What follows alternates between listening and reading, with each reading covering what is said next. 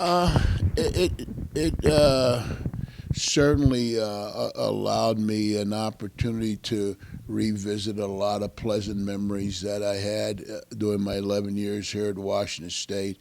I think perhaps maybe the most unique part of the visit has been the change in the physical structure of the campus and particularly the athletic department. It's just stunning what has transpired over the last 10, 15, 20 years.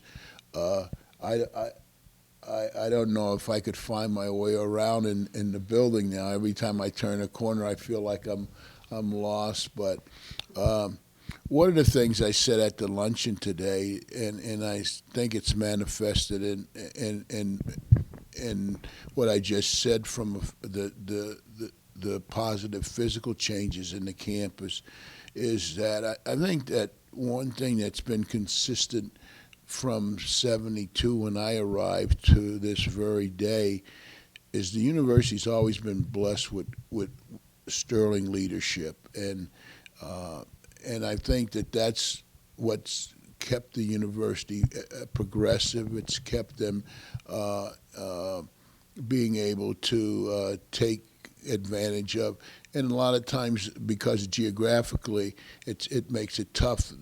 The leaders have always been able to make a way out of no way, and as we all know, the university lost a great leader in the president.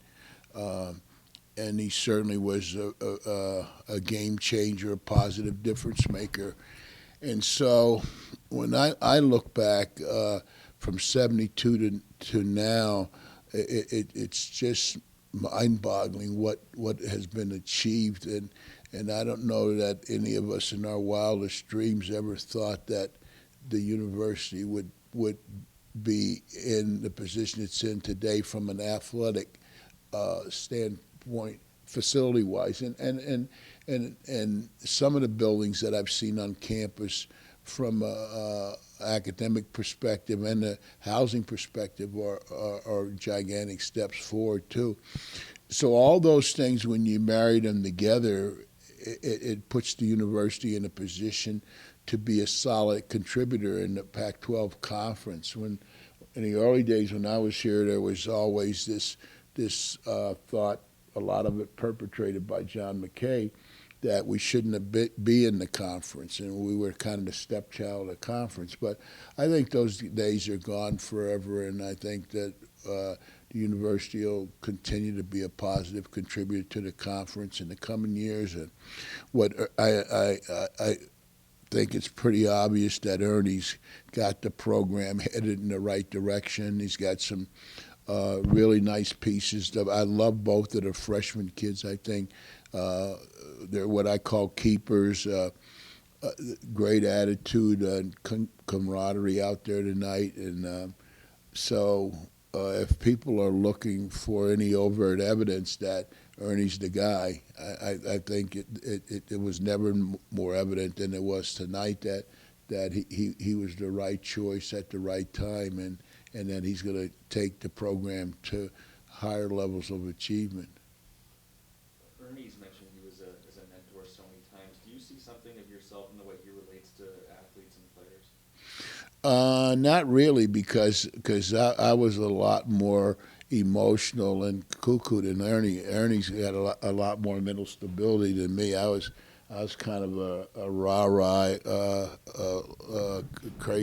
crazy guy out there. I'd be jumping up, telling the students to get up and cheer and that. But a lot of that was just mental desperation. Ernie's a lot more civil than I am. So I don't know that we could compare each other than we're both African Americans and we both coach basketball and we love the game. But after that, I don't know. There's many similarities between us because I was kind of cuckoo. Are you able to watch the games as a fan, or do you still have that inner coach in you when you watch them? No, I watch him strictly as a coach. I'm sitting there thinking, hey, he should have back cut or whatever. I'm kind of mentally coaching the game myself there.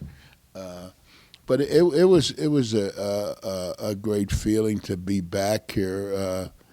It of all the places that I coach, I always feel uncomfortable in making comparisons because I always feel that people at Iowa and USC say, "Oh, he didn't think we were good enough." But it really isn't. It really isn't that at all. It's just that this is where it all began for me, and